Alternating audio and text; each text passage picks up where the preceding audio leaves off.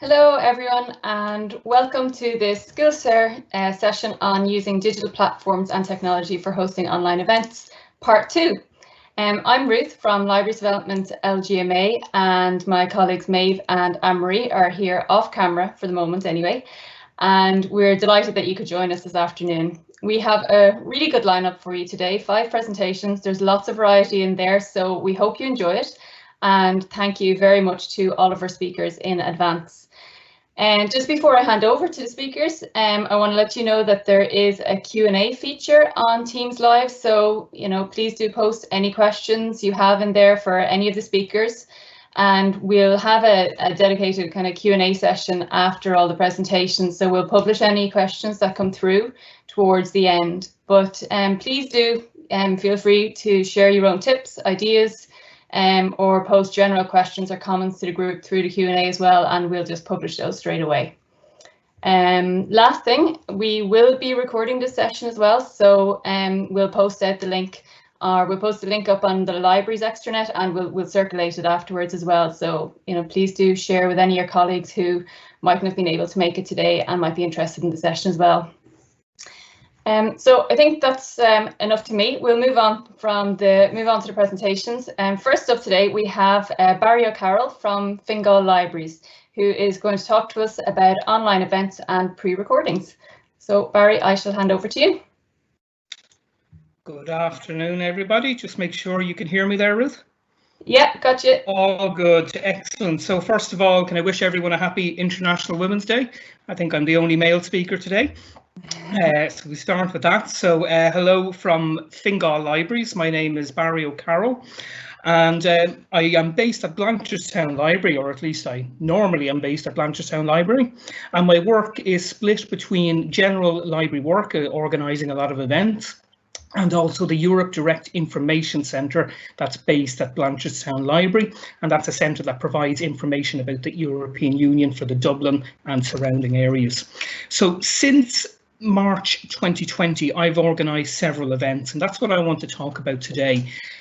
Online events. Like most of us, we've had to pivot to a new way of doing things in the last few months, in the last year or so. And I've done a mix of events. Some have been pre-recorded and some have been live. So I want to look at both of those and look at some of the advantages of each and some of the challenges that I've come across with both of those, and then maybe give some tips at the end. So I just want to give you a little taste of some of the events that I've been involved in the last year. I started off doing a pre-recorded series of photography tutorials, which was interesting.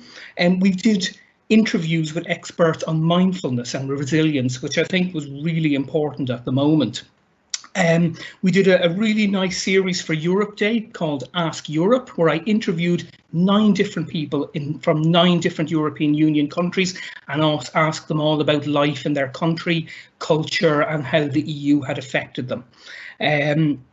We did a lovely series for Blanchardstown Library, or for Fingal Library, should I say, called Ordinary People with Extraordinary Stories, where I've interviewed local people, everyone from my own father, who was a footballer in the 60s and grew up in Stoneybatter, had some lovely stories, to a Syrian refugee, to an actress. And they've been really enjoyable to do. Again, they were pre-recorded.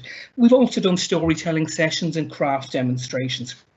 And just to let you know, these can all be viewed on the Fingal Library's YouTube channel. Now, I'm not going to use slides today, but I am going to provide notes at the end, and the link to our YouTube channel is there. So as the year went on, we decided to try some more live events.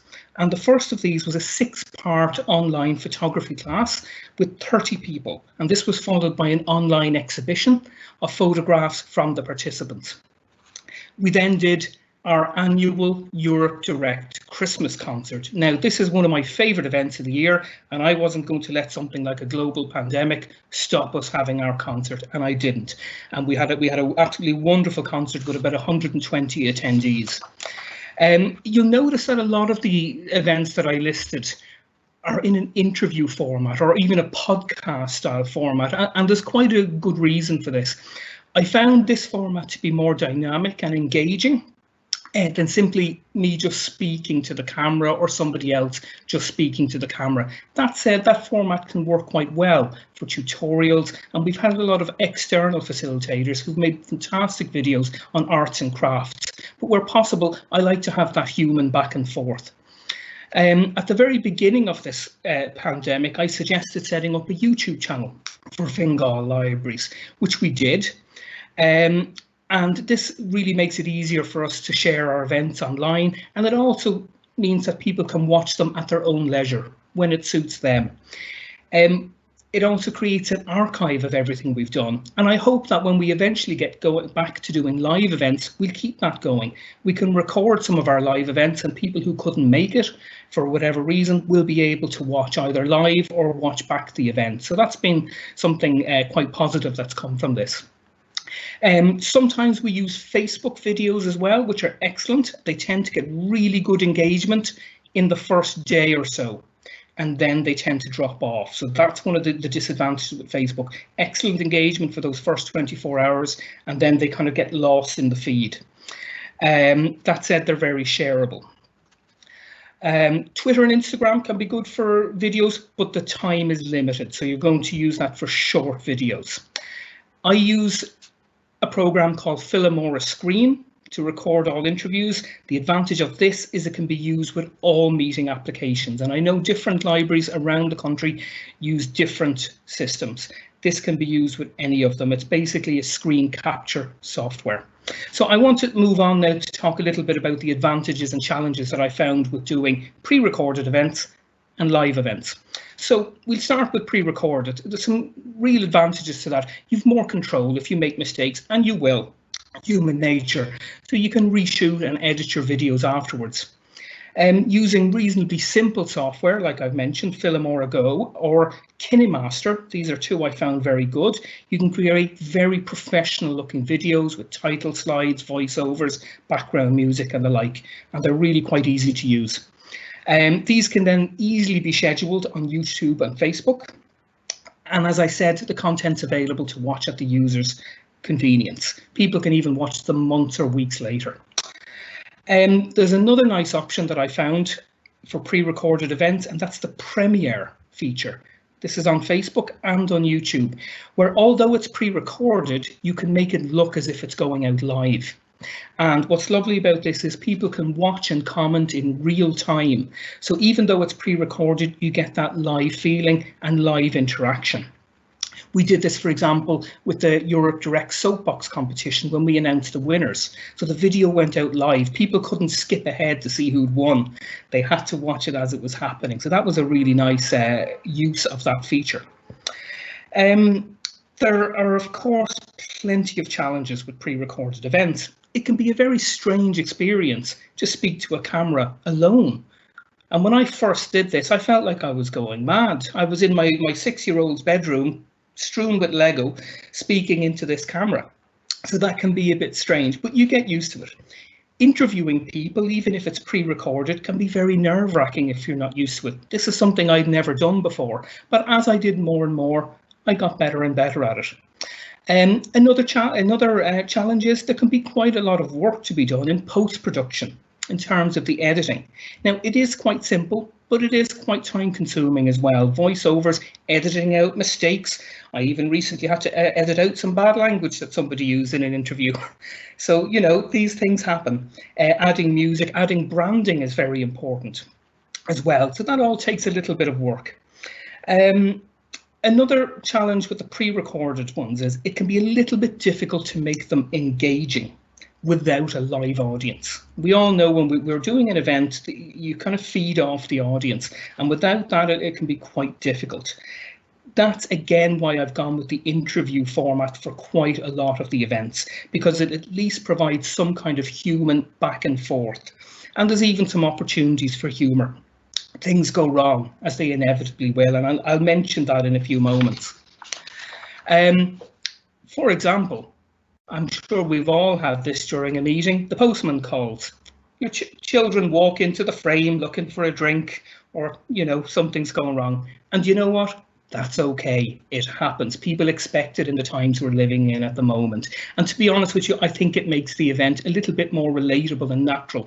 I was recently listening to a podcast by Conan O'Brien. He was interviewing Dave Grohl from the Foo Fighters. In the middle of the interview, he had an Amazon delivery. And you know what? They just left it in. And to me, it made it much more relatable. So let's move on to the live events. So some of the advantages.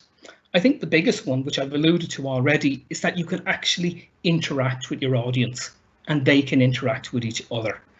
And this is really important at the moment because there's a lot of people, and particularly some older people, who are quite isolated at the moment. They don't have that human contact. So live events where you can see an audience, they can see each other, that can be really, really beneficial. My photography series, I received a lot of comments to that effect afterwards. That not only did they enjoy the photography aspect, they enjoyed the human contact and talking to other people. I have to say, I enjoyed it too. I even did an interview with a gentleman called Guy Flouch last week, pre-recorded.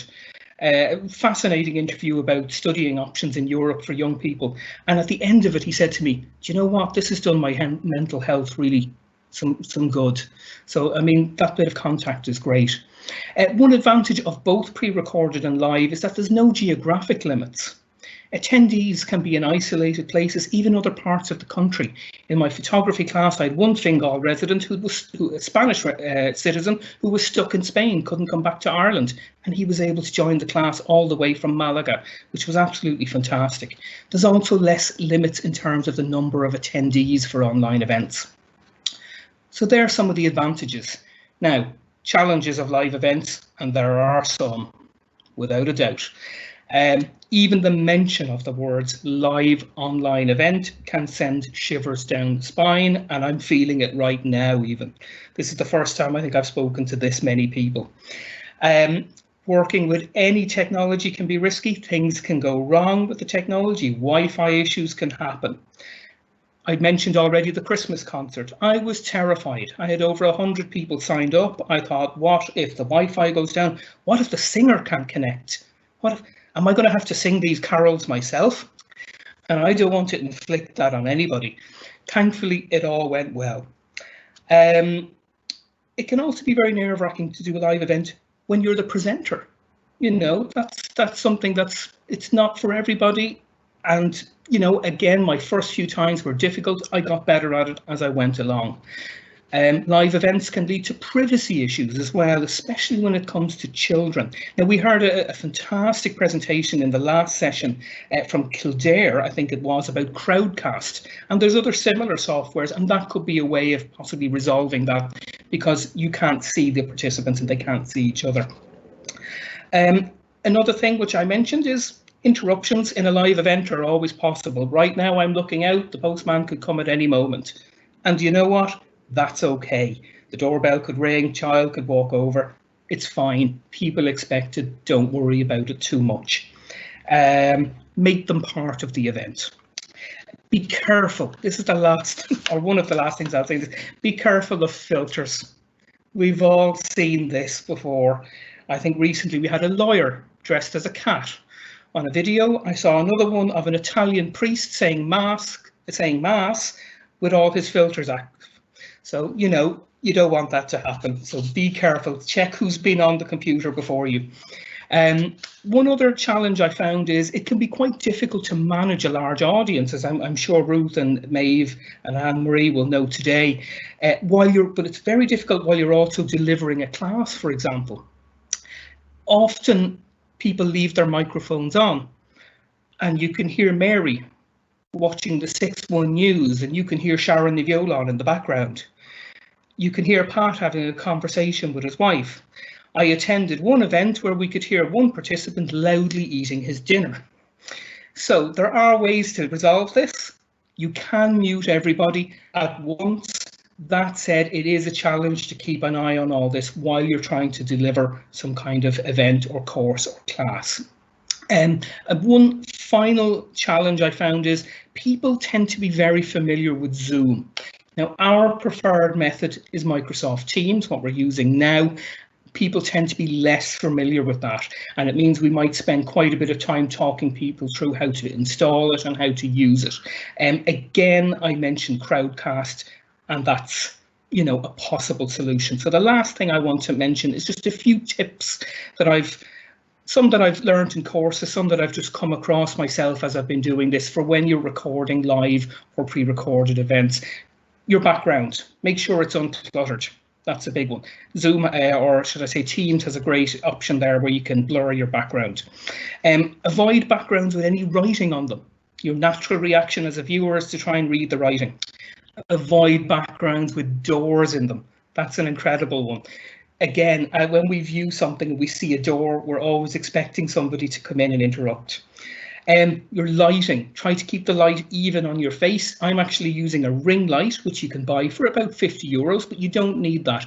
If you have a strong light on one side of your face and not on the other, you can use a large piece of cardboard off screen to balance that out. Just bounce the light back on you to make you look even.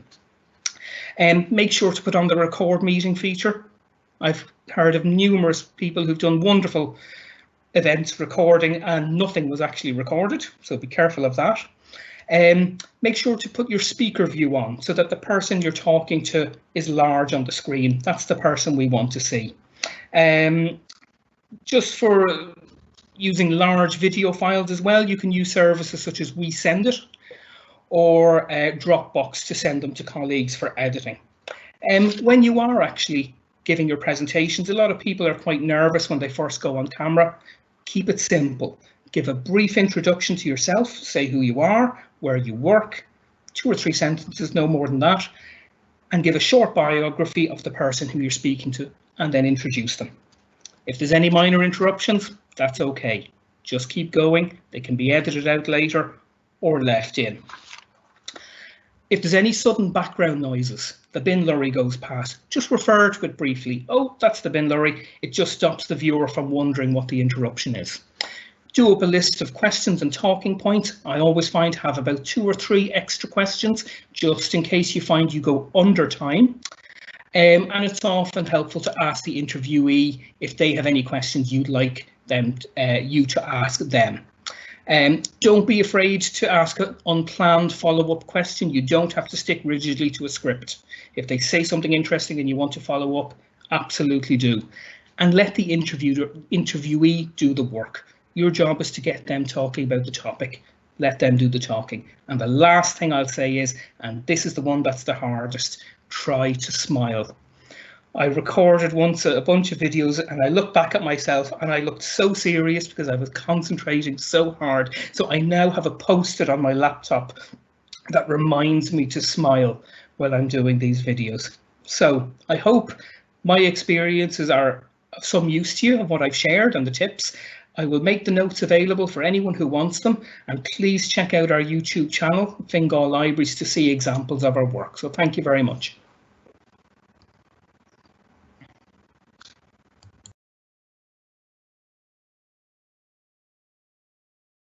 I think your microphone is muted there, Ruth. Thank you, Barry. I should have been listening carefully there to your tips, shouldn't I? But no, thank you very, very much for that. And I am be conscious now to keep smiling. But it's really great, as saying, just to hear the breadth of events that have been going on, you know, between live and pre-recorded despite COVID. And I think probably this time last year, nobody would ever have thought there'd be so much going on online.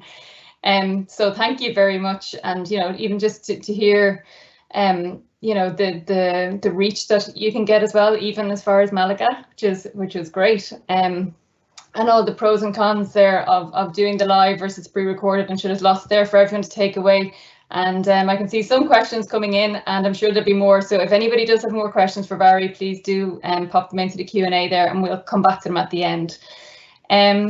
So I think now we're going to move on to our next speaker today, which is Dearbhla Sheridan from Westmeath Libraries, who's going to talk us through smartphone filmmaking. So thanks very much, Dearbhla. I'll pass over to you. Thanks very much. Can you just confirm you can hear me there? Yeah, we can hear you well. Yeah. Yeah, and I'm full screen there, I think. I hope. Yeah, we have you there now. Okay, so thanks everyone for joining us for this presentation. As was just said, my name is Dearbhla and I work for Westmeath Libraries. So in the before times, one of the most normal activities that we had in the libraries was storytelling sessions. And so like many other libraries in Ireland, that's where we got it started with our smartphone filmmaking. And that's the type of filmmaking I'm going to focus on today. Now this is only a short presentation, so I won't have time to go into stuff in great detail. So I'll just try to cover the basics of what I have learned over the past year. So first off, if you're going to be recording or live streaming, there is some equipment you'll need. You need a camera, a microphone, stabilizer and lights. There are a multitude of options for all of these available, and you could spend literally months researching the equipment. But personally, I've always found that the best tool for any job is the equipment you're actually going to use. Now, most of us have smartphones and we're usually fairly familiar with our own. So isn't that the perfect place to start? So using your smartphone for your filmmaking. And many modern smartphones have great camera specifications. They're more than capable of recording or live streaming with a decent picture. Plus, you already have them and they're available to you. Now, your smartphone does have a microphone built in, but it is designed to be used fairly close to the speaker for phone calls. So if you're any distance away, the quality of the sound can suffer. And sound is probably even more important than video quality. If people can't understand what you're saying, they won't watch your video. So I'd highly recommend that you invest in a microphone. There's a huge number out there. You can get wired or wireless. The most common include a lapel or a lavalier microphone that clips to your shirt. You can also get directional ones that sit on your camera and point at the speaker or whatever the action is. Just remember that to double check the connection to your phone, because a lot of the newer iPhones and Androids don't have headphone jacks anymore, so you need an additional adapter. Price-wise, you can pick up a microphone for as little as a tenner. You can also spend hundreds. It all depends on your budget. Lighting is also hugely important, as Barry mentioned earlier. Now, in some buildings, you can use natural light, but it's always handy to have a backup there just in case. You might also find that the natural light is too strong or coming from just one side, so you'll need to move away from it.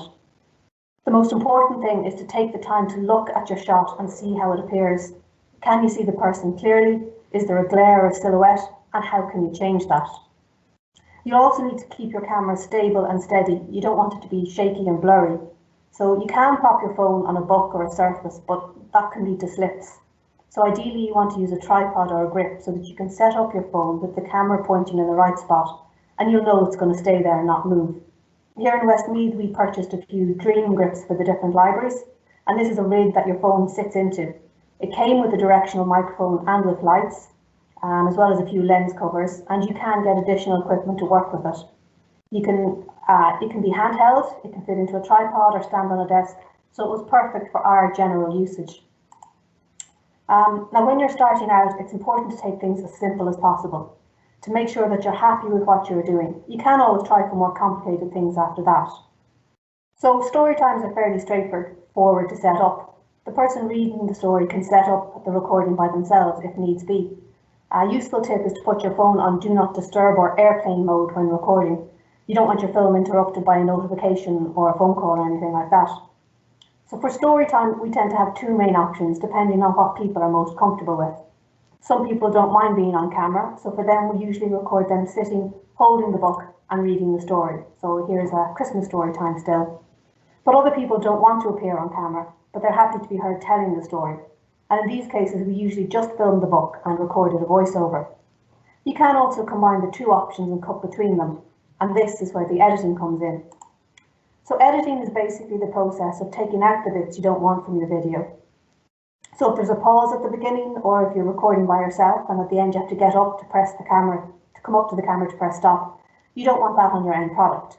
So your basic edit will be getting rid of those extra pieces of footage. You can also, however, add in images or extra footage.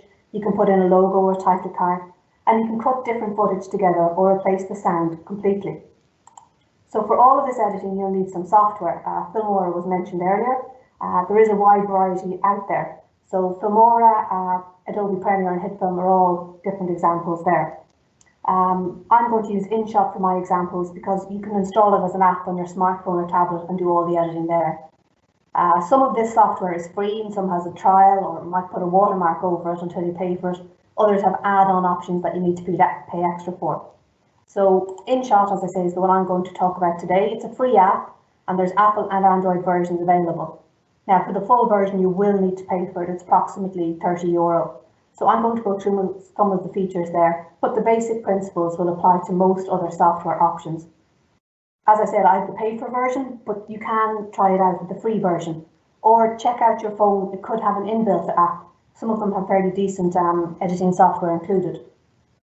So to start with InShot, you just open up the app. It's a fairly clean and clear screen there to start.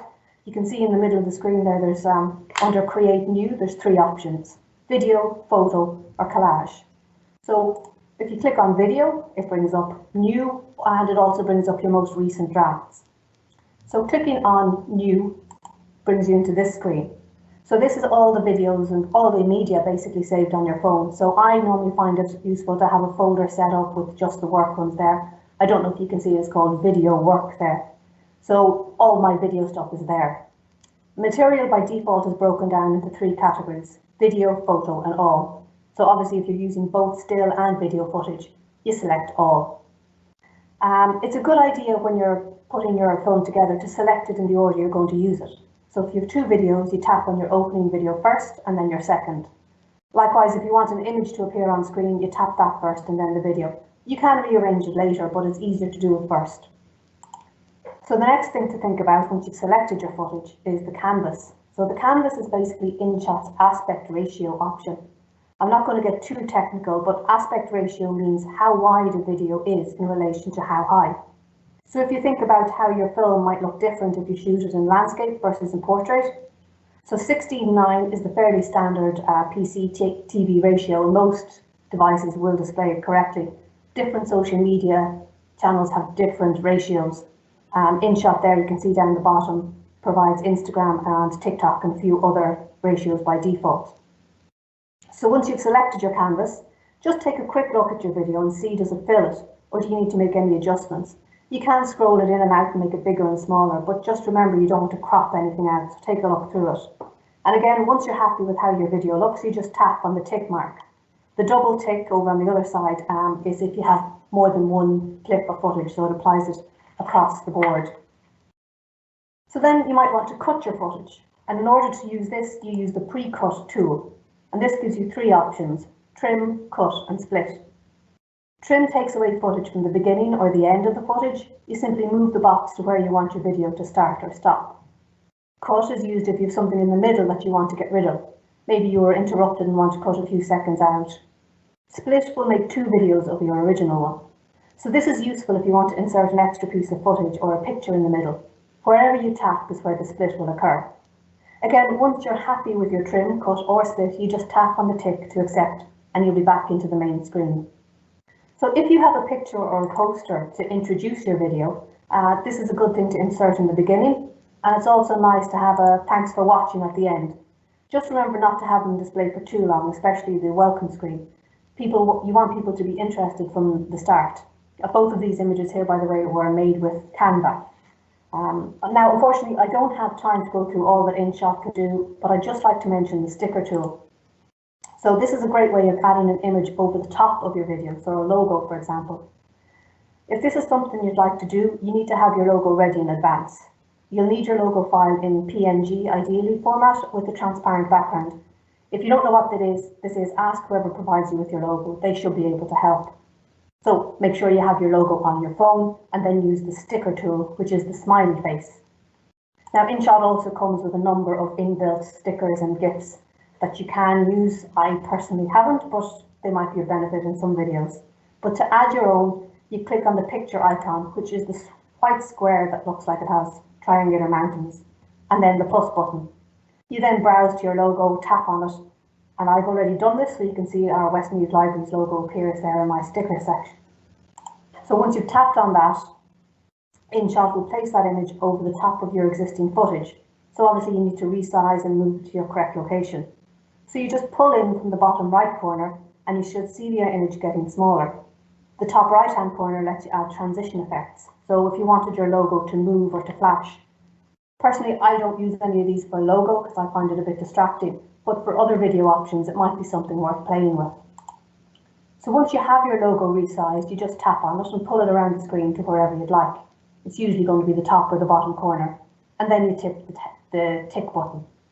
You can see that a new layer has been added to your video footage, and if you played your video, you could see that logo appear on top of it. However, you will notice that it doesn't last the length of your video, just a few seconds.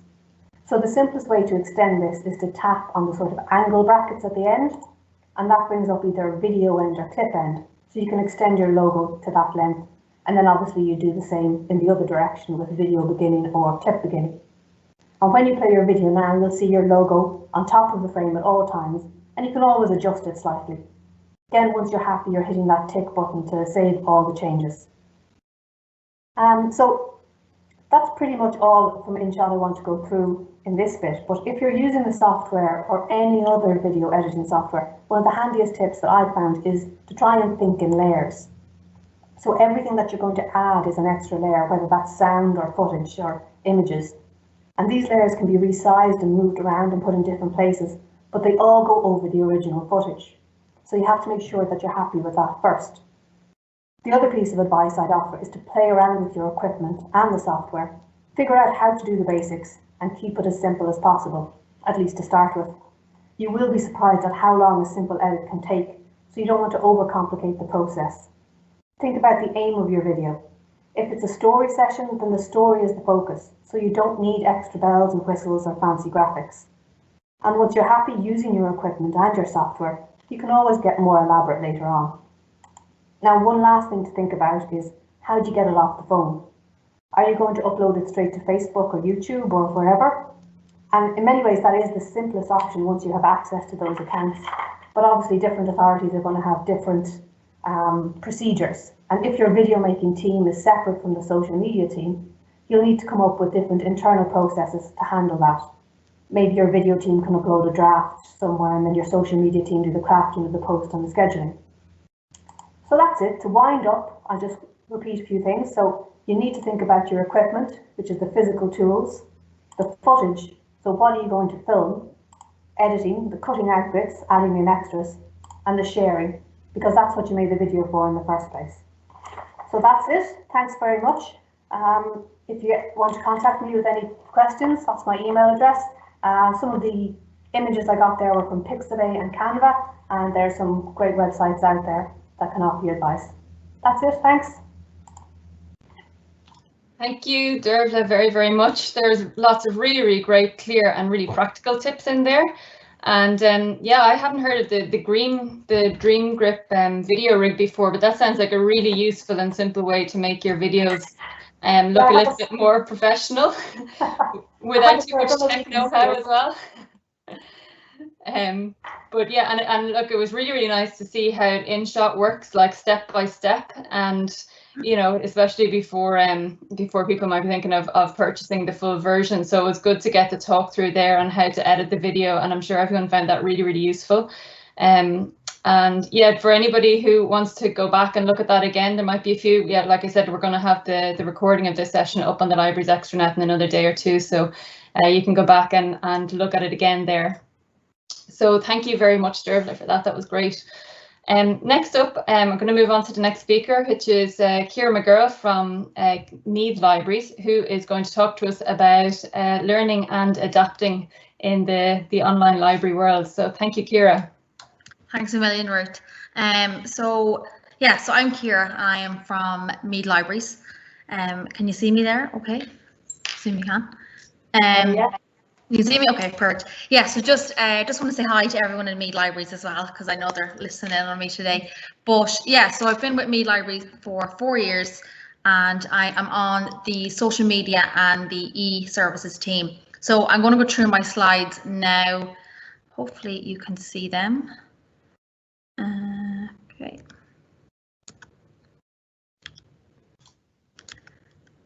Let me see. Is that displaying okay there for you, Ruth? Yeah, we can see it there. Yeah, that's great. Yeah, full screen, yeah? Yeah, full screen. Perfect. Yeah, so basically my presentation today is about learning and adapting an online library. So obviously, you know, when March came last year, I never forget it, the 29th of March came and Leo Varadkar, you know, shut us down. I think initially we thought it was going to be detrimental to our service. But we really learned and we really adapted. And I'm just going to kind of talk through what Meath Libraries did and kind of how we came to adapt along with all the other library services, you know, how to put our service completely online. So what I think that I learned the most with this, and especially in Meath Libraries, everyone kind of found their own niche within the online library world, and mine was the video recording, editing, and the advertising online. And I know Barry and Dearbhla there, they were talking about editing and live events and pre-recorded events, and that was their niche, if that makes sense. So I think everybody can find something that will suit them and they can contribute to their library service. So the first one was online story time, and I'm not going to get into obviously how I edited or anything, but I think it's a huge factor of the library service. Like you think about any library service and how successful and how big their story times are, but obviously then we had to put them online. So initially I was very nervous, even though I would be quite a chatty person. I was quite nervous and I was really apprehensive of being full screen on someone's phone. But I know Dearbhla was saying there, and I figured it out, there is definitely ways where you can minimize yourself on the screen. So I kind of self-taught myself iMovie, and that isn't, I know Dearbhla was talking about it, but that is an app on any Apple device that you have. I use my iPad or my iPhone. I use the picture-in-picture feature, and that's where I am up on the screen there. So I take pictures and then I use the pictures as the main focus of the screen. So I did loads and loads of them, and obviously we use all Irish publishers, and I created Twitter and Facebook thumbnails on Canva, but I'll get to that in a minute. And I just said I would include this because some people don't know, but Irish Publishers and Libraries Ireland, like, they're affiliated there, so they have a partnership together where you don't, like, you have permission to use Irish published books on Storytime, obviously within a library service. So that was a huge thing, because then you hadn't to go, you know, emailing different services to see, you know, were you allowed to use their books or whatever. Just the Irish publishers, and it's obviously you want to support Irish authors and Irish publishers as well. So as I said, video editing, huge thing, because everything has to be edited, whether it's a pre-recorded author event, if it's a interview, if it's even pictures, everything has to be edited and it has to be uploaded. So again, that was kind of where I found my niche within my library service. And I know Dearbhla was talking about InShot. I do prefer iMovie because I find it really user friendly, and I would definitely recommend it. Another thing I wanted to say as well is, obviously not everybody can be an editing wizard. Do you know what I mean? It's not some people's forte. So even though you mightn't be able to edit, well then of course you might be really good at telling stories, or you might be really good at crafts, different things. So I think you need to make the most of all staff, whether they can edit or not, or they're really good at story time, crafts, or just even hosting an author interview. So just because, you know, everything's online now, you don't have to be able to do everything, because if you have your contribution, well then there's always going to be somebody that can edit it for you. But yeah, so what we do in Meath is we would record on a tablet or an iPad the story time, then the staff member would upload it to a share file. That's where I would edit it, or my colleague Mark would edit it, or there's a couple of staff members that can edit as well.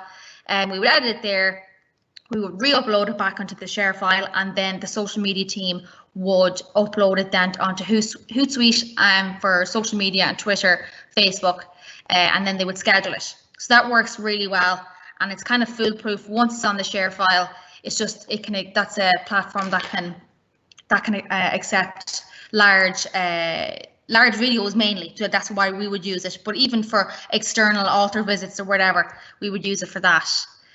Canva. I cannot. I really can't explain how much Canva has benefited us definitely in Meath, and I know I can spot a Canva template from a mile away. It's obviously there is a free version. We have the pro version in Meath. It's absolutely brilliant. It totally changes the look of an advertisement or a social media post, a thumbnail for YouTube. It's vital. I would really recommend any library service to have it. Again, it goes from different prices and things. The free version is excellent as well, but the pro one is just, you have access to all of the templates. Everything is in one place. If you have somebody who's in Navan Library and I'm in Ashburn Library, they can instantly get what the template that I'm after creating, and they can download it over there. There is no movement or sending, or the file is too big. I really can't express how vital it is.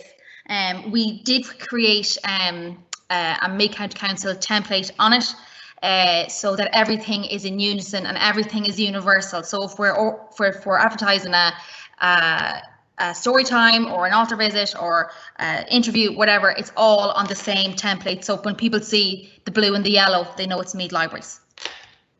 So SurveyMonkey. So my colleague Carmel, she would be the SurveyMonkey queen.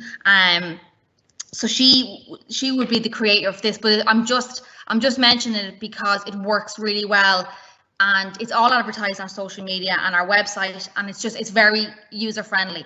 So again, we would take all the library bookings, the online library bookings there. For example, the Summer Stars reading competition, Battle of the Books, any library competition. We have, Pet Day coming up, Biodiversity Day, any quizzes or any events. Our patrons can register there, and it's all on a very accessible platform that we can save it on. Our YouTube channel. So again, all of these platforms we would advertise over social media, and that's why I think it is so important to keep your social media as up to date as possible, and to have as many people maybe on your social media team so that the work is spread out. So Meath County Council, the IT department, they created us a YouTube account to help with the literal explosion of online content. So just interesting to say too, from March to November last year, it was all pre-recorded videos. But from November just gone until now, we've had a mix of live and pre-recorded. So people definitely like lives. Again, what Barry was saying, there's a huge interaction there. And even our Healthy Ireland, they're all pre-recorded videos, but they would get huge hits because they're so easy accessible. People just go onto our Facebook page, they see the link and they click straight onto it. And that works really, really well. And it's interesting too, feedback that we've had, a lot of those users are older than what we would have expected. They could be maybe 60s into their 70s that are able to access our content that they might have been able to before. So our Zoom account, I think everyone is kind of zoomed out at this moment, but we have 2 Zoom accounts because we really prefer the platform. We do use Microsoft Teams, obviously, but we really like Zoom. So we ran multi-Zoom classes for Irish history and art history, and it was an older crowd again, which was interesting, who wouldn't have been familiar with Zoom. So Mark, my colleague, kind of had a troubleshooting hotline via WhatsApp for that. We have had staff training mornings over it, which is really nice.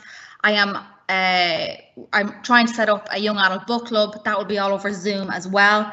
But just the interesting thing about it is, obviously going forward, we will hopefully have a hybrid of events. But you're hitting people there that are, I know for the Irish and the art, people were in their 80s and 90s going to that, and you're kind of putting out content out there that they would have never have maybe even known about, but now they're getting to watch online. So that's a really positive thing to come out of it.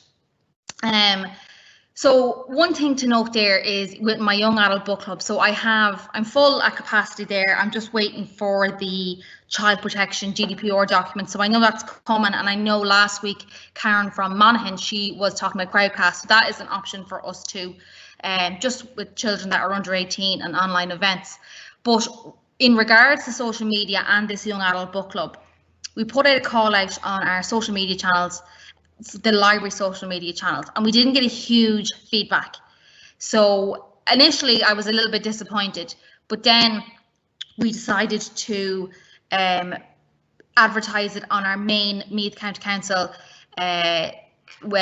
social media, and then that's where we got my young adult members. So I always think if something isn't going that well for you on your own social media, maybe put it over to your county council social media team, and they could kind of, you know, push it that side for you, because there was a great uptake from that side, and that was something that was a learning curve, definitely, and we'll definitely be doing that in the future. And also we emailed the post-primary schools in Meath, and there was a lovely uptake from that too, because, you know, not everyone is on social media, so that's, you know, positive as well.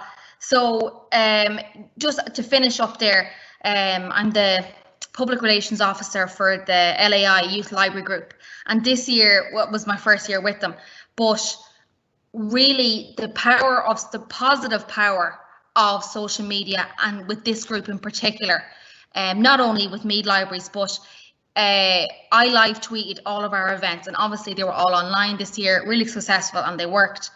But I think the Twitter world, the Irish library world that's on Twitter, is extremely positive, and I really think if you haven't got a Twitter account, get one. But definitely with this particular group, and obviously I suppose I'm biased, but I was at first hand, and I could see the reaction and the engagement and the impressions that we were getting on the page. And obviously, like, it's a free library service, but I just think we are providing so much more online now that people from all over, our staff members from all over the country, mightn't have had access to before. So when it's online, it's accessible for everyone, really. So yeah, that is me. That is my email there if you want to contact me. But that's really it, and thank you so much. Oh, well, thank you, Ciara, so much.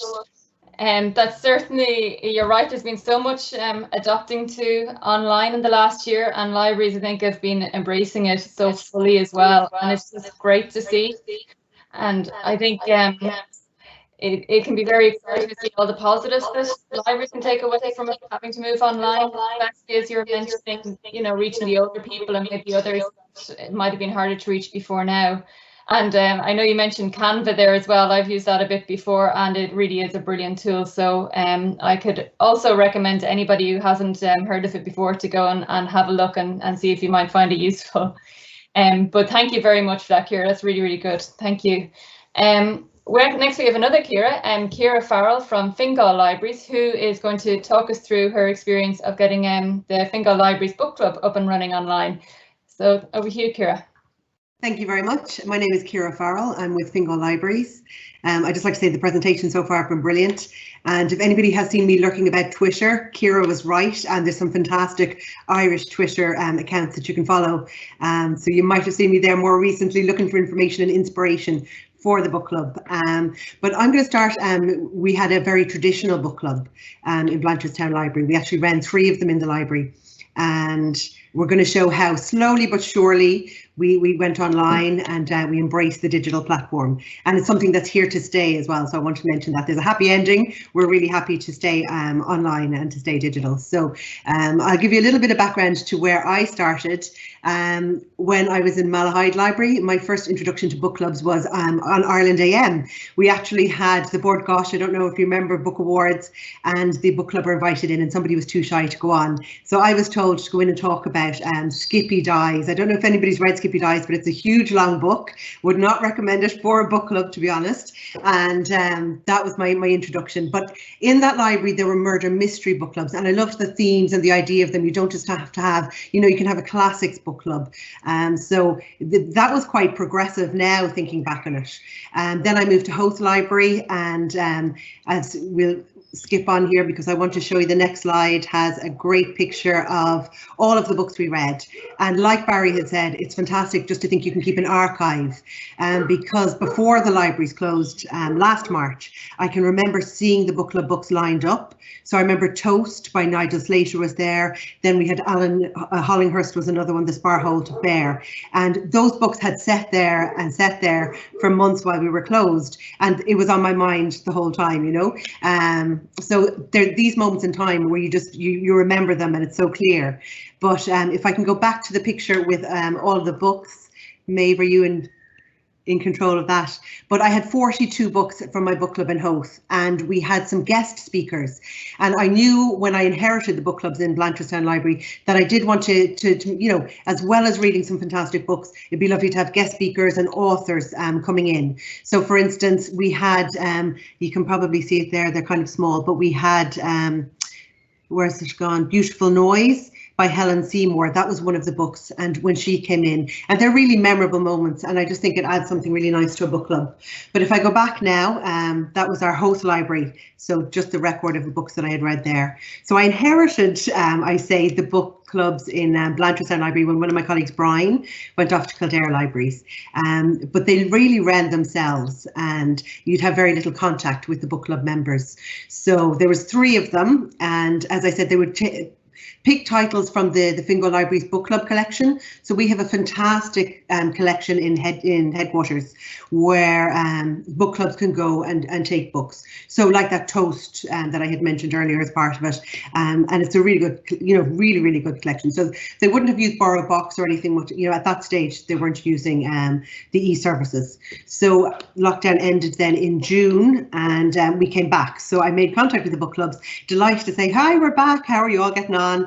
But they were reluctant to really meet. People were still, there was fear, and people were fearful about meeting up as well, and we couldn't have them into the library. So that really held things back. They didn't want to really move online at that stage, and the book clubs had just been put on hold. So I kind of, you know, when you're thinking to yourself, okay, we're going back into lockdown, I'm going to be ready this time. So June was my starting point, I suppose, and I thought to myself, right, I'm going to be ready. So if we move on to the next slide. And so we were kept nice and busy. I did want to mention that in the library, there was so much happening with the contact and collect service, and people were still, you know, they were getting sort of signing up to the cocooning library. The Summer Stars actually went really well for us as well. And that's kind of my natural habitat is in the junior library, you know, or the young adult library. But as I said, I didn't want it to be that March to June period where I kind of, you know, everything was left by the wayside. So September approached anyway, I got back in touch with the book clubs and I had a plan at this stage. So we decided to, yeah, it was definitely worth a go. There was an appetite there for it. So I chose the date and time. Now I have to admit, it's not a very democratic book club. I said, right, I'm going to pick and I'm sure a lot of people would know the Wednesday book clubs or the Thursday afternoon book clubs, and they're kind of how book clubs are named in libraries generally. So I thought it was a good idea to have my date and my time for the meetings, and I had started off with an hour. Now, as everybody knows, book clubs generally run on for a lot more than an hour. I had made my images, and again, this is where Canva comes in, creating your image and your branding, and a couple of shareable quotes, a couple of things to really give it a boost, and you know, for your advertising, to have some things ready to go, sort of in your arsenal, you know. But looking for expressions of interest. So I had 3 book clubs there. Even still getting people online, we ended up with 12 members, which I thought was fantastic, straight off the bat. I did advertise it on Eventbrite as well, and yeah, so it was easy getting people. So I was really lucky to have a group there, to have the groups there.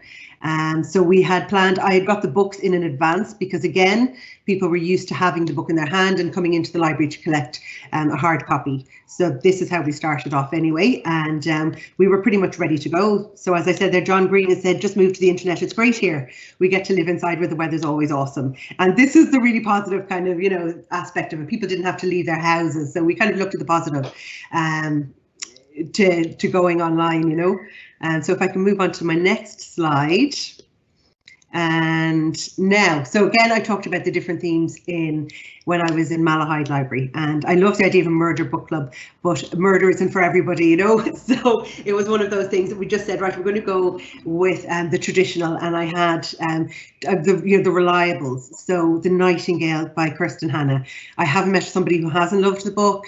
I had read it, so I knew it inside out, and I kind of thought, right, let's go, good strong start, you know.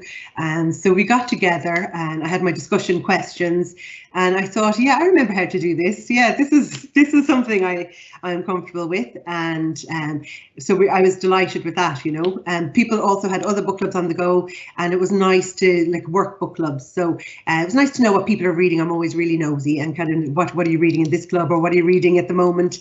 And people had bought a lot of books. So some people had they purchased Strange Flowers with Donald Ryan. That was our next book as it happened, because I think we all had copies. And on top of the monthly book club, we would talk about like the Pull of the Stars, or Emma Donoghue's book, or whatever else we were reading. So there was no shortage of kind of material, you know, which was fantastic. So as I said, the 6 dates were planned out, and I kind of thought, right, we'll start with this and see how we get on for the 6 sessions. So yeah, I mean, there was times when I kind of thought, okay, how am I going to get new people in? Should I be getting people from, you know, the outside in? A couple of people got in contact with me and said they were interested in joining. So if we move to the next slide, we will see, that it really helped knowing the faces coming into the library. And I would recommend, if you were starting off, maybe to ask a colleague to join in with you. For the first couple of sessions, even until you're up and running. I did get a lot of emails then as well, because we had done our advertising and it was on Eventbrite, and some people wanted to know what the book club was all about, which was great. Sometimes they couldn't join the book club. There was bridge nights, and there's always, you know, something clashing, so that's fine. But they had asked, could they, you know, follow it on social media? We'd love to keep an eye on what you're doing, what you're reading. So they're the kind of things we share. So you'll find out what we're reading every month. We'll have a couple of book reviews put up as well, and other colleagues. This is a nice thing as well. When Ciara said about getting other colleagues involved, other colleagues have written book reviews, and you can get everybody involved in it, which is really, really nice.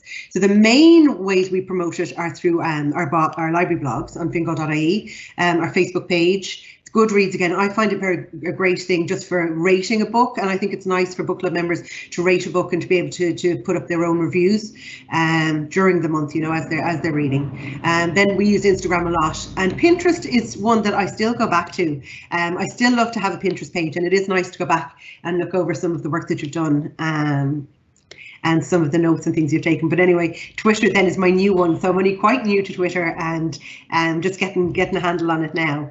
But again, I really believe social media should be, it's like a telephone, then a television. There should be some interaction.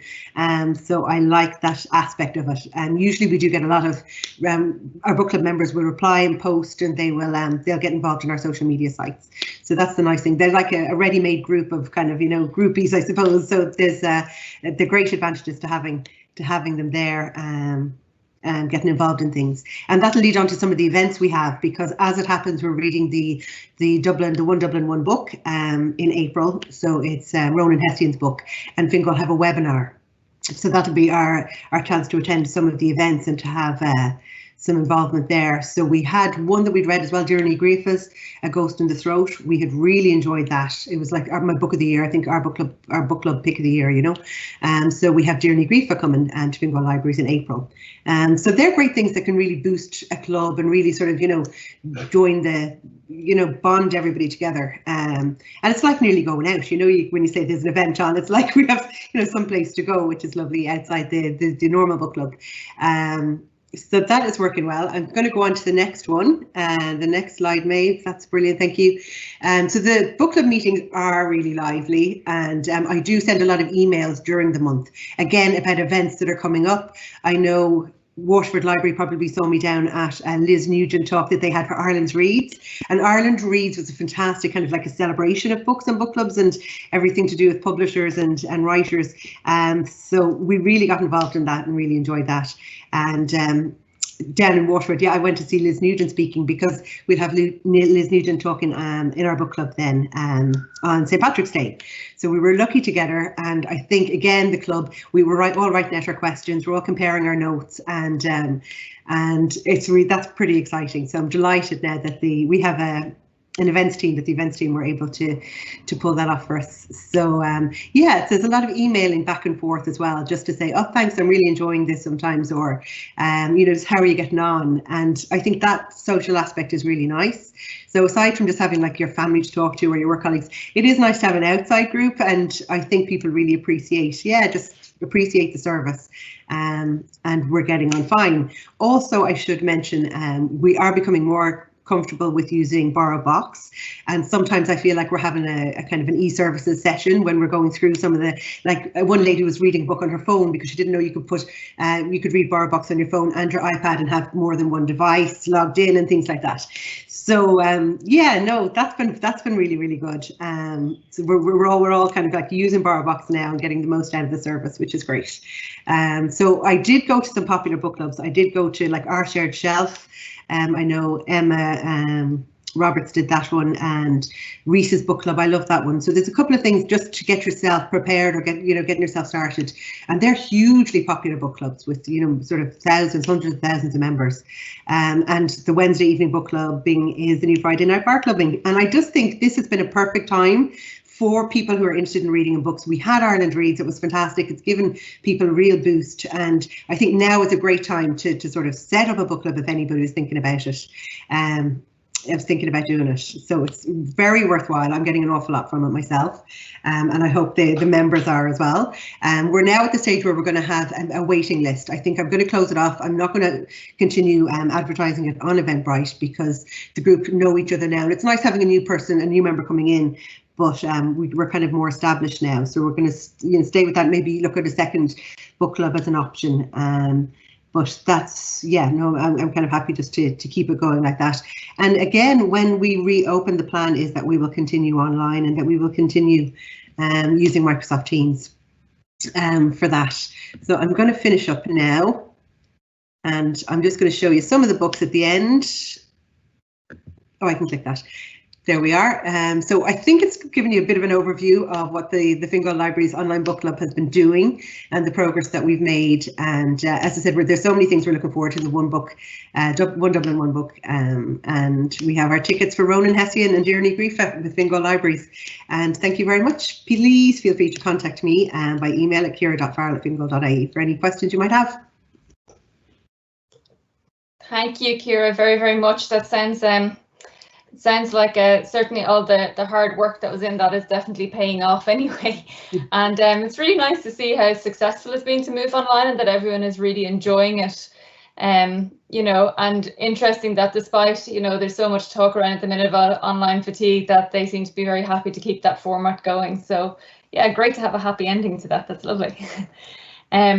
Well, I think we're going to move on now to our last presentation of today, which is going to be by Lisa Yeates, Jessica McCarry and Jennifer Barron from Dublin City Libraries. We're going to talk through their Zoomed story times straight to the classroom. So I think Jessica is going to start us off on that one. Hi Ruth, thanks very much. So hopefully everyone can hear me and see the slides. So my name is Jessica and I work in Ballyfermot Library. My colleagues Jennifer and Lisa are here too. Jen is going to be helping answer questions at the end, and I'm going to be handing over the presentation to Lisa about halfway through. So we started our Zoom Storytime pilot project in October 2020. We were looking for alternative formats for live events and live school engagements. So most classrooms are already equipped with an interactive whiteboard, so we can send a Zoom link to the teacher. The teacher can open it on the class laptop and that can be mirrored directly onto the class whiteboard. So you can see a picture here of Lisa doing a story, and the screen is really big and everyone has a really good view. The age range of the story times that we did went from junior infants up to second class, but this format would work well with older classes too. So through Zoom, the storyteller has lots of different options and ways to share stories and to show picture books. You can do a traditional story time where you have the picture book in your hand.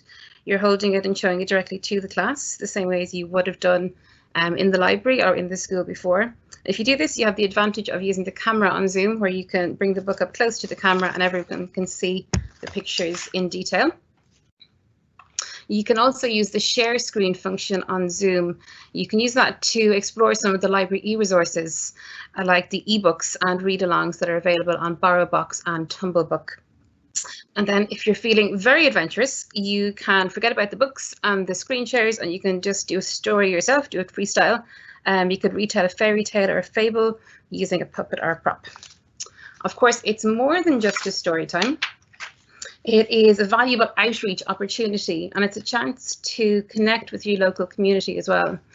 You can use the story time to link in directly with class learning and literary initiatives that are happening locally and nationally as well. We did a series of story times in conjunction with Numeracy Week in November. So the teachers had sent on a specific theme of positional language, so we were able to select books to use with that that reflected and engaged with the theme directly.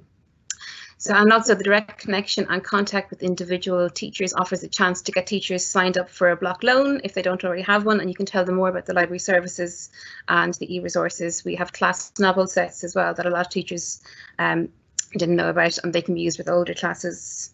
You can expand the story time as well by sending an activity or art pack ahead of time for the class to do as a group, either before or after the Zoom call. So you can see here there's a picture of a set that Jen had sent to a class. It was a Halloween pack, so it had books, it had activity sheets, and it had some paper crafts as well. So there are some advantages to doing a class story time with Zoom. It is easier to schedule. There's no travel time for staff. Bad weather isn't an issue for a class to come to the library. It's a very flexible medium. So any staff member from any location can deliver a story time to any school. If someone needs to cancel the day before, another staff member can jump in very easily. It's also a chance to promote the library e-resources, both to the children and to the wider school staff as well. And it's a new way for library branches and ourselves to collaborate and share resources and programmes. The biggest downside is probably that we are reliant on technology and our own individual Wi-Fi connections. But I think we've all got used to dealing with various technical glitches and hitches over the last year. It can be hard sometimes to connect with the younger kids through Zoom, especially the junior infants. Sometimes they're not sure if they're watching a recording or if it's live, but if you allow time for questions and for interacting with them, they're usually very happy to participate. So these are some of the things we learned. Record yourself and practice, especially at the start, and especially if you're trying out something new. Everything takes longer in real time, but attention spans are shorter. It's always a good idea to test your mic and speaker before each call, but also to clear your computer desktop if you're planning on doing a share screen. You need to be able to go straight to whatever it is that you want to share. So looking at the camera as well, especially if you're doing a picture book, to remind yourself to look at the camera, not just the screen. It's a good idea to put a sticker beside your computer camera as a visual reminder of where to look. If you ask the teacher to manage question answering, the kids are always so excited to have visitors, so do allow time to interact directly with the class. So if you have questions, the teacher can select who answers, otherwise everyone puts their hand up at the same time and shouts at the camera. Also ask the teachers for feedback and photos. We've had really positive feedback from all the schools we've worked with. So you also have the option of sharing a story time. It can be co-hosted between two libraries. You can take turns reading stories, or someone might want to shadow you doing a story time, with a view to learning more about it and doing their own one. Just let the teacher know that another staff member will be sitting on the call. So these are some of our stats. We had 7 staff. That was myself, Jennifer, Lisa, and 4 staff from Cadbury Library, Veronica, Catherine, Emer and Grace. We did 31 events to over 500 children. So we got a lot done in a short space of time. So at this point now, I'm going to hand over to Lisa, who's going to talk about the next thing. Hi everybody. My name is Lisa and I work in Raheny Library. So when it was announced back in December that we were moving back into level 5, Zoom story times moved out of the classroom. Everything changed in January and February 2020 when schools closed and learning moved online. Teachers have been using the Zoom platform as a way of teaching their class, and children have now become quite familiar with this way of teaching. So before the call, contact was made with the homeschool liaison officer to get in touch with teachers that were already using Zoom with their class. Teachers responded. I then emailed the Zoom link and passcode to the teacher, and the teacher would then send the link to the parents through the school app. The teacher must be present at all times on the call. I'll ask the teacher to log on to the call 5 minutes early and make them a co-host. They can do a virtual roll call and help admit the children from the waiting room. I lock the call once everyone is logged in.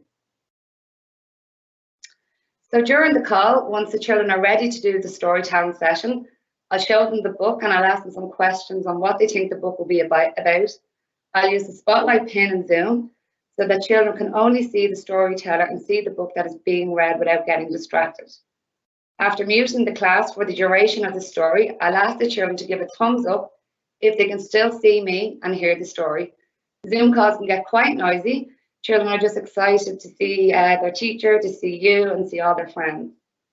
So when the session is over, I'll ask the children to leave the session. Children are very familiar using the red button that says leave. They use this function with their teacher all the time. So some activities and icebreakers. It was actually a teacher that recommended a quick dance video.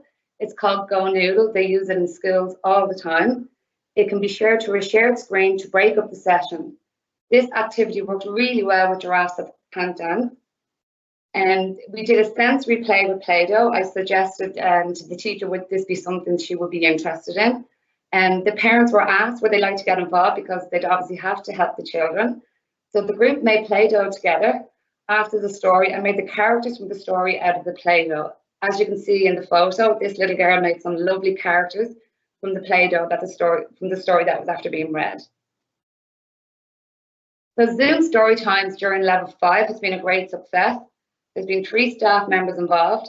There was 44 stories read, and there was 291 children reached. In total, there was 22 events that all the staff had done.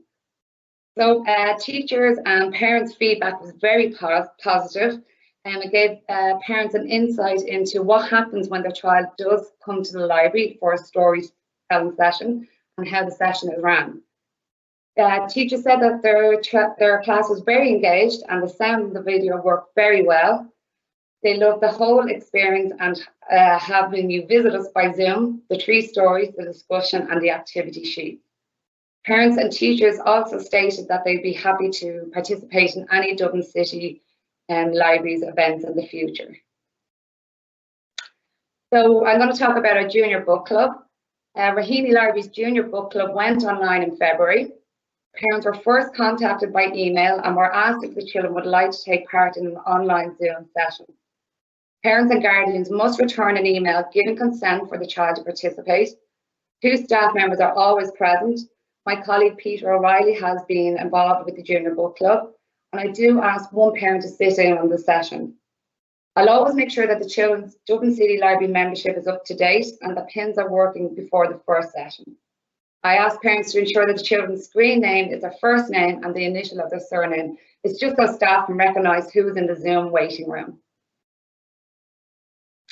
So our first Zoom meeting was a catch-up with no books. It was just to see how the children were getting on level 5, how's homeschooling going. Everyone was asked what they had been reading lately and what did they think about it. I think it's very important that children feel relaxed and part of a club and are able to voice their own opinions. I explained to the children that the libraries would remain closed and that we'll be reading some e-books until the libraries would go back to click and collect. The children were very open to the idea of trying something new, and there was great excitement in the Zoom call. I introduced the children to Borrow Box and Tumble Books through the shared screen function on Zoom, and we decided to read the 13-story Treehouse on Borrow Box. It's one of the campaign titles for February. And we did look at The Magician's Elephant. This book was a little bit more challenging for the children. That one was on Tumble Books. So the children are actually reading 2 books this month. So what's next for our junior book club in 2021? Our junior book club joined in Ireland's Read promotion. The children were shown a video of President Michael D. Higgins.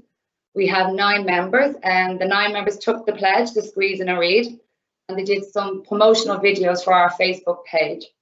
And we have decided to meet every 3 weeks with an individual book review of the book that we've read, and some activities after the book discussions that may be just a small art and craft. And we will take a break over the summer school holidays and evaluate and review. Thank you for listening to our presentation today. Oh, thank you. Thank you very much, Jessica and Lisa. It's great to see how the story times can be, broadcast straight into the classroom now. The classes have the screens there ready to use, and seeing you can link in with the class on the activity packs as well. I'm sure that's really really useful for the teachers and something that the kids really enjoy as well. So thanks for all the practical advice there on how you've done that through Zoom, and all the different tips on how to engage the teachers and help them get them to help set it up as well.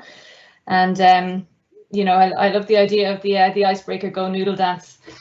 Giraffe Can't Dance is such a great book, and I'm sure the kids will really get them in the right frame of mind for engaging in an online call with that.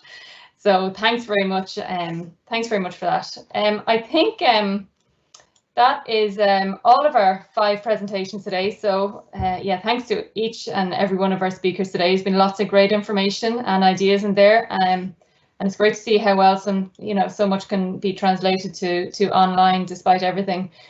We're going to move on to the Q&A session now. I see there's been lots of questions and comments, positive comments coming in there. So I'm going to just hand over to my colleague Anne-Marie, who's been keeping track of all the questions, and we'll get the speakers ready now to answer a few questions there. Okay, hello everyone. Yes, thanks very much, Ruth, and all of the speakers. Fantastic information there, and a very comprehensive overview of each of those platforms and resources and different events you're holding.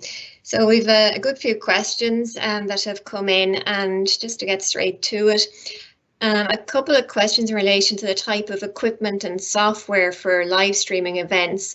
And I suppose this person is thinking about when the libraries are back open again as well. So they're asking about, can you talk a little bit more about the specific equipment you use? So the likes of microphones, software to do recordings, or the cameras you might use to record. So I suppose the software, I know Dearbhla mentioned InShort, is it that you use Dearbhla, and also the Filmora, and I think Ciara mentioned iMovie. So we might address this to maybe Dearbhla first, and then Barry or Ciara if you'd like to come in. Yeah, sure. So for the software, the one on the phone, you can use it on a tablet as well, that I used was InShot. There is Filmora that can be used. I think Barry mentioned that as well for his live streaming. Hit Express is another that somebody uses here. I think, Ciara, did you mention iMovie? I think that's with the Apple phones. Yeah, and if iMovie, you have, yeah, if you have a good budget, there's Adobe Premiere as well, but that has a very high barrier to entry. I wouldn't recommend it for starting out. Basically, there's lots of different software out there. It's just a question of finding one that works for you, And the free stuff is just as good as the paid stuff. I find anything I'm using is other than Canva is the free subscription. Even the most basic one is excellent for what we're using it for.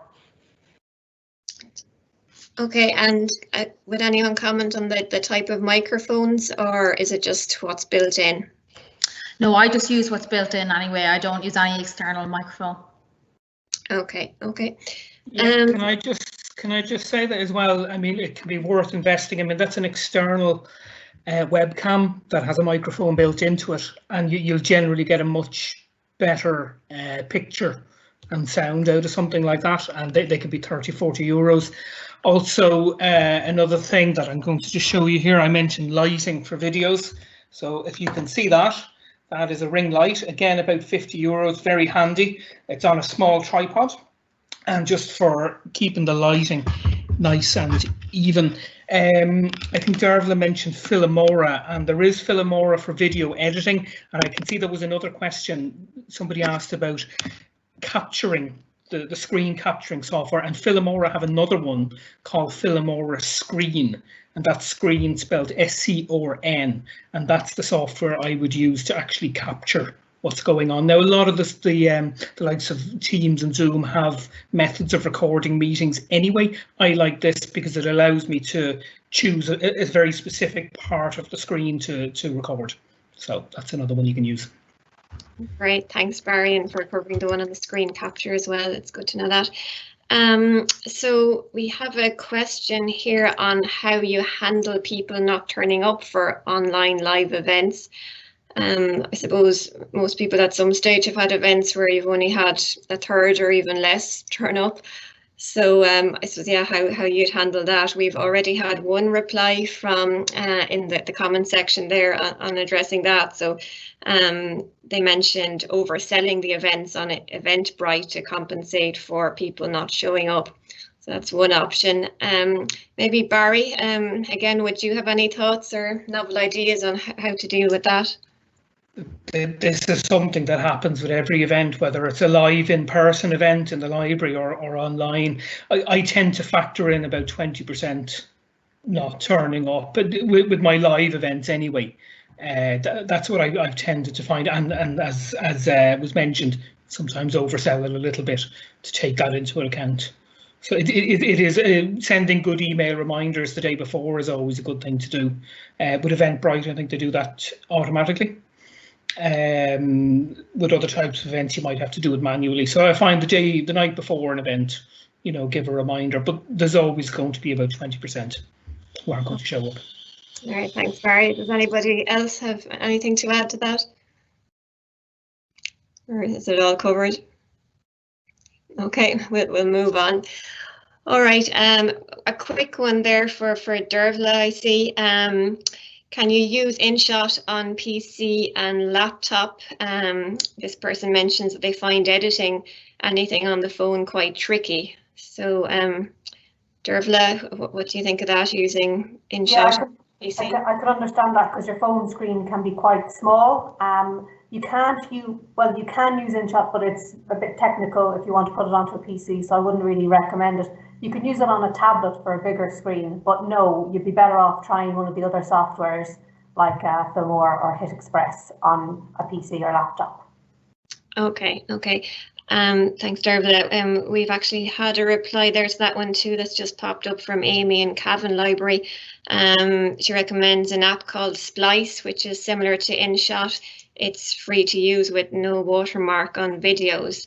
And on that one too, when saving the end video, you can choose the resolution, high definition, full HD or ultra. Okay, yep, so some good options there. And the next one that's here relates to use of subtitles or captions. So when editing live or pre-recorded events, how do you actually add subtitles or captions so that they're available for people who may need them? I suppose we're looking at accessibility here then. Or is there any captioning or subtitling software that can be used? Maybe Dearbhla as well, or Barry or Ciara, you might go in on that. For live events, recently we have actually been asked about captions for our Zoom meetings, and Zoom does come with auto captions built in. They're not perfect, but they do the job. If you've no other option, which obviously we wouldn't have the resources to pay somebody to do a live transcript of our events, so that's a good option. For the recorded, normally when you upload it to Facebook or YouTube, there is an auto-generated subtitle option there, which is quite good, but you can then edit them to double check, because obviously it's not going to pick up everything, and Irish words especially, and names, it's going to get wrong, so you can double check and do all the editing once it's up on Facebook, without having to go through it all and listen to it and stop and replay it. So they're both good options for recorded events.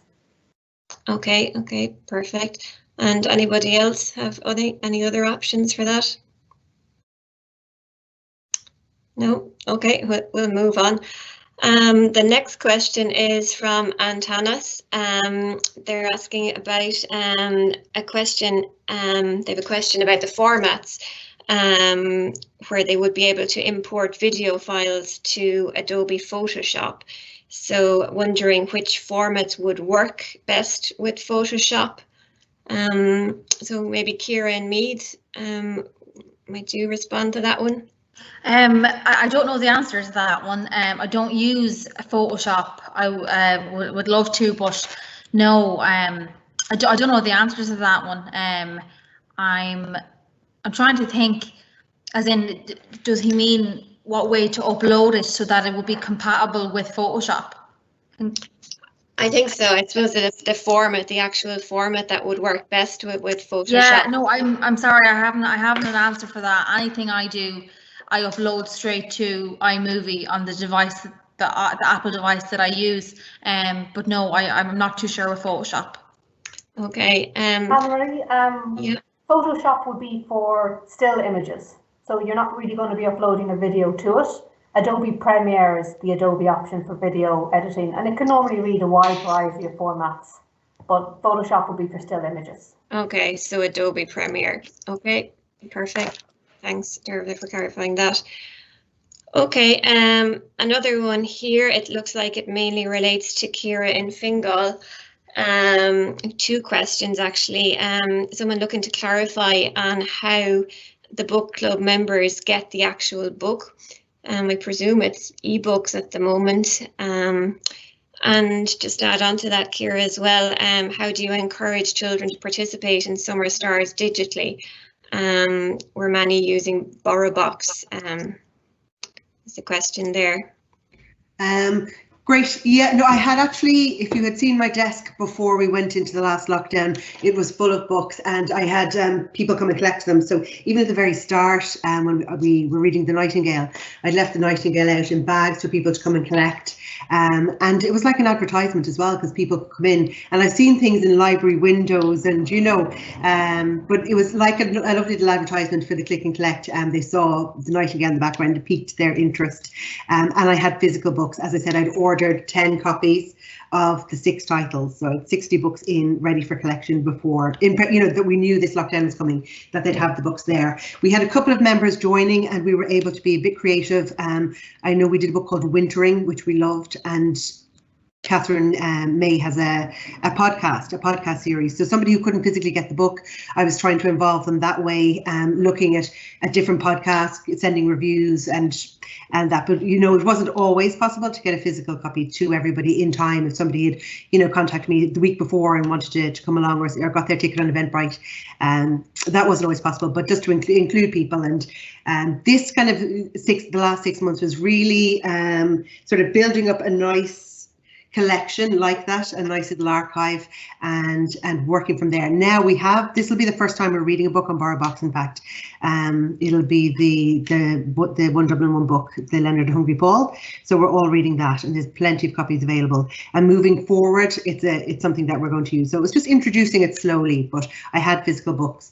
Then when it comes to the e-services and the Summer Stars, I don't know if you all remember Boot the Rusty Rescue. We did the chapter a day readings, and I still have my copy here. I don't know why. But I read through the whole book, and I thought that was really useful. We put that on our IGTV, and we did a lot of readings. The YouTube channel came along as well, and I think that really encouraged everybody. So the YouTube channel was just fantastic for coming up with ideas and a lot of content. So there's a lot still available there, as Barry said. But the chapter day readings were really, I thought they were great fun as well.